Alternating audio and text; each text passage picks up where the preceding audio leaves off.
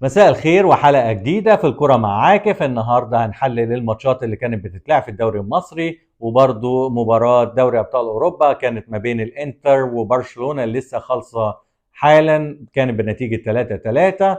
برشلونة وإنتر النهاردة قدموا لنا ماتش من أحلى الماتشات اللي شفتها بصراحة الموسم ده.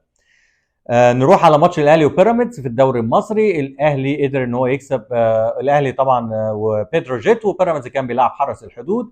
الاهلي قدر ان هو يكسب بتروجيت 3-2.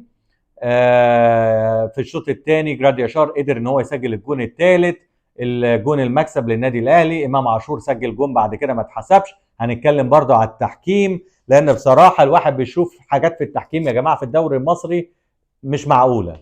يعني هنجيب محللين برضو عالميين معانا وهيحللوا ايه الاخطاء اللي بتحصل في الدوري المصري، لان اخطاء كارثيه في كل حته. انا متفق ان في كل حته وفي كل دوري بيحصل اخطاء في التحكيم، لكن اللي بيحصل في الدوري المصري دي مش اخطاء عاديه. لان انت فار بيجيب الحكم ويشوف لعبه. لو انا مثلا نفترض ان كره امام عاشور وجون امام عاشور ده فاول زي ما بيقولوا، طب بنفس المعايير دي امام عاشور جاله كوره بعدها في منطقه الجزاء وما اتحسبتش ضربه جزاء وكان فيها دفع، يبقى انت بنفس المعايير اللي انت حسبت بيها الفاول على امام عاشور كان لازم تحسب ضربه جزاء لامام عاشور، والفار ما اتدخلش. يعني انا مش فاهم الموضوع ده بصراحه. ان شاء الله هنغطي لكم كل الاخطاء دي وهنجيب لكم بالدلائل ان بيحصل، مش عايز اقول تلاعب، لكن لما يكون في اخطاء واضحه بالشكل ده الواحد بيشك ان في تلاعب في الماتشات بيحصل. وعشان كده الفيفا هيعمل منصات عالميه لكل الناس، تقدر لو انت معاك معلومات ان انت تقدر تبعتها او ترسلها للفيفا، وهو هيحقق لو في تلاعب في الماتشات. والناس اللي هي بتفتكر ان الماتشات كلها مفيش حاجه اسمها تلاعب، لا، الكلام ده بيحصل في اي حته في العالم. في تلاعب في الماتشات، في تلاعب في النتائج، في لعيبه بتاخد رشوه، في حكام بتاخد رشوه. عشان الناس اللي بتقول لك ما فيش حكام بتاخد رشوه، ده الدوري الايطالي اللي هي الحكام بتاخد فيها مرتب كويس واللعيبه بتاخد فيها ملايين. حصل تلاعب في الحكام، حصل تلاعب في مع اللعيبه، كانت بتفوت ماتشات ومراهنات. وحتى نادي اليوفنتوس نزل درجه ثانيه، واي سي ميلان اتعاقب، وانديه كتيره ايطاليه اتعاقبت. فما تقولش ان مفيش تلاعب، لا، في تلاعب. عشان كده الفيفا عايز كرة اكثر شفافية، علشان كده هيعمل المنصات دي لكل الناس ان هي تقدر ان هي تبعت لهم لو في اي تلاعب في الماتشات. نروح لعلي معلول، والناس كلها كانت مستنيه النهارده علي معلول يشارك في الماتش. علي معلول عماد نحاس لما الماتش اتأزم شويه خاف ان هو يدفع بعلي معلول في الوقت ده، خصوصا لما بيكون في شد عصبي في المباريات وتكون النتيجه قريبه، بيكون في ضغط نفسي على اللعيب. وعلي معلول راجع من اصابه طويله فممكن يحصل له اصابه او حاجه، فهو فضل ان هو يشركه لما يكون الاهلي في ارتياحيه اكبر، علشان ما يكونش فيه ضغط على علي معلول ويقدر يأدي بالمستوى اللي كل جماهير الاهلي بتحبه. طبعا كل جماهير الاهلي وحشهم علي معلول، لعيب يا جماعه. انا في رايي يمكن احسن محترف جه في تاريخ مصر، بالذات في الشق الدفاعي ده. لعيب ملوش مثيل.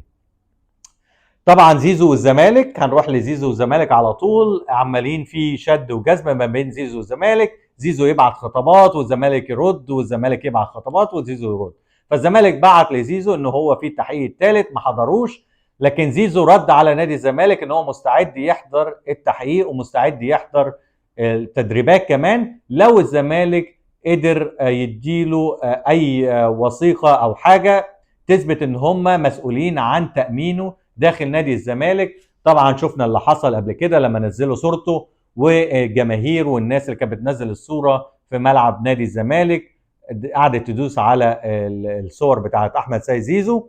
فزيزو قلقان طبعا، واهله قلقانين، وكل الناس قلقانه ان هو لو راح نادي الزمالك يحصل فيه اشتباكات مع الجمهور او مع اعضاء نادي الزمالك، فعشان كده هو عايز يضمن سلامته. انا اعتقد ان زيزو مش هيروح نادي الزمالك تاني، عشان كده هو بيقول ان انا مستعد ان انا احضر التحقيق لو في اتحاد الكوره. يعني تقريبا كده كل الحاجات اللي معانا، بس هناخد حاجه اخيره. كنت بنحلل طبعا بعض الفقرات في الاعلام الرياضي المصري. عمرو الدردير، انا تعال نشوف قال ايه. اجيب مدرب جديد واعمل تغييرات جديده، ده كله مش بيصب في مصلحه النادي الاهلي. انا كان وجهه نظري كولر يكمل موسمه ويتم اقالته بعد، او يعني يمشي في نهايه الموسم بعد ما يخلص الماتشات بتاعته، يمشي ويجي مدرب جديد يبقى متفق عليه.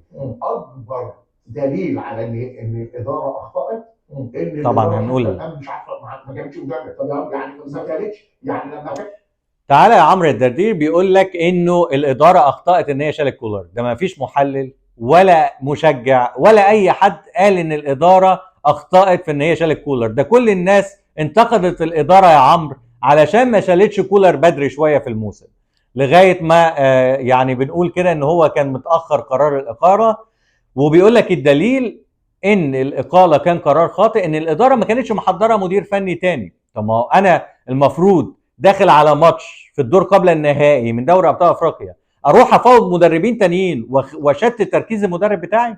ده كلام غير منطقي تماما يا عمرو. ما اعرفش بصراحه تحليلك ده كان تحليل ولا تمني. انا اعتقد انه كان تمني. انت بتتمنى ان كولر كان يكمل الموسم مع النادي الاهلي. واخر حاجه معانا عايزين نتكلم عن المسابقه، عشان في ناس كتير بتستني عن مسابقه ال 4000 دولار، مسابقه كاس العالم للانديه.